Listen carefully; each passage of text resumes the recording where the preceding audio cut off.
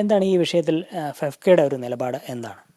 ഇല്ല, ഇത് JSKയുടെ വിഷയത്തിലുണ്ടായ അതേ നിലപാട് തന്നെയാണ്. കാരണം നമ്മുടെ ഒരു ആവിഷ്കാര സ്വാതന്ത്ര്യത്തിന്മേൽ നടത്തപ്പെടുന്ന ഇത്തരം നിയന്ത്രണങ്ങൾ എല്ലാവരെയും വല്ലാതെ ആശങ്കപ്പെടുത്തുന്നുണ്ട്.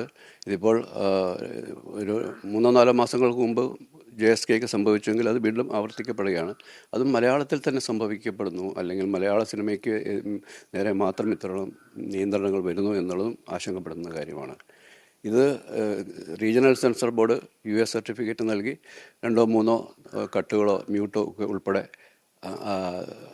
അംഗീകരിച്ച ഒരു ചിത്രമാണ് കേന്ദ്ര സെൻസർ ബോർഡ് അല്ലെങ്കിൽ ഫിലിം സർട്ടിഫിക്കേഷൻ ബോർഡിന് മുമ്പിലേക്ക് എത്തുമ്പോൾ സിനോപ്സിസ് വായിച്ചിട്ട് മാത്രം, അതിൻ്റെ കഥാചുരുക്കം മാത്രം വായിച്ച ശേഷം അതിന് അനുമതി നിഷേധിക്കുകയും അതിൻ്റെ സർട്ടിഫിക്കറ്റ് കൊടുക്കാതിരിക്കുകയും ചെയ്യുന്നൊരു ഘട്ടത്തിലാണ് ഈ നിർമ്മാതാക്കൾ കോടതിയെ സമീപിക്കുന്നത്. കോടതിയെ സമീപിച്ച ശേഷമാണ് ഇവർ സിനിമ കാണുന്നത്. അപ്പം സിനിമ കാണാതെ തന്നെ സിനിമയുടെ കഥാചുരുക്കം വായിച്ചിട്ട് തന്നെ നിയന്ത്രണങ്ങൾ ഏർപ്പെടുന്ന സാഹചര്യം എത്തുന്നു. സിനിമ കണ്ട ശേഷം കൂടുതൽ കട്ടുകളിലേക്ക്, താങ്കൾ സൂചിപ്പിച്ച പോലെ 20ഓളം കട്ടുകൾ, ചില വാക്കുകൾ അല്ലെങ്കിൽ ചില ദൃശ്യങ്ങൾ. ഇപ്പോൾ ബീഫ് ബിരിയാണി എന്ന് പറയുന്ന ആ ഒരു പ്രയോഗം പാടില്ല.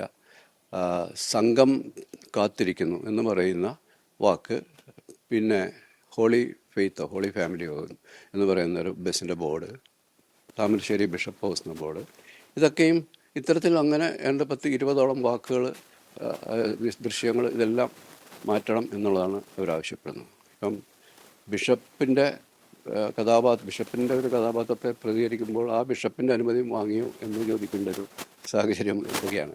അപ്പോൾ നമ്മളൊരു സിനിമയിൽ ഇപ്പോൾ ഒരു മുഖ്യമന്ത്രിയുടെ കഥാപാത്രത്തെ കാണിക്കുമ്പോൾ ഈ മുഖ്യമന്ത്രിയുടെ അനുവാദം വാങ്ങിയോ എന്ന് ചോദിക്കുന്നത് പോലെ തന്നെ തമാശയാണത്. ഇതിപ്പം എങ്ങനെയാണ് ഇനി മുന്നോട്ട് പോകാൻ കഴിയുക, സിനിമ എടുക്കാൻ കഴിയുക? അല്ലെങ്കിൽ ഇത് മുൻകൂട്ടി നമുക്കൊരു അവരുടെ നിർദ്ദേശങ്ങൾ, ഇന്ന വാക്കുകൾ ഈ സിനിമയിൽ ഉപയോഗിക്കാൻ പാടുള്ളൂ, ഇന്ന വാക്കുകൾ ഉപയോഗിക്കാൻ പാടില്ല, ഇന്ന ഭക്ഷണ പദാർത്ഥങ്ങൾ കഴിക്കുന്നതേ കാണിക്കാൻ പാടുള്ളൂ എന്നൊക്കെ പറയുന്ന അവരുടെ ഒരു രേഖാമൂലം നമ്മളെ അറിയിച്ചാൽ നമുക്ക് സിനിമ എടുക്കുന്നതിന് മുമ്പേ ഈ വാക്കുകൾ മാറ്റിവെക്കുകയോ അല്ലെങ്കിൽ സിനിമ എടുക്കാതിരിക്കുകയോ ചെയ്യാം. അപ്പം നമ്മൾ വല്ലാതെ ആശങ്കപ്പെടുന്നൊരു കാലഘട്ടത്തിലൂടെയാണ് ഇപ്പോൾ നമ്മളുടെ സിനിമ, പ്രത്യേകിച്ചും മലയാള സിനിമ കടന്നു പോകുന്നത്.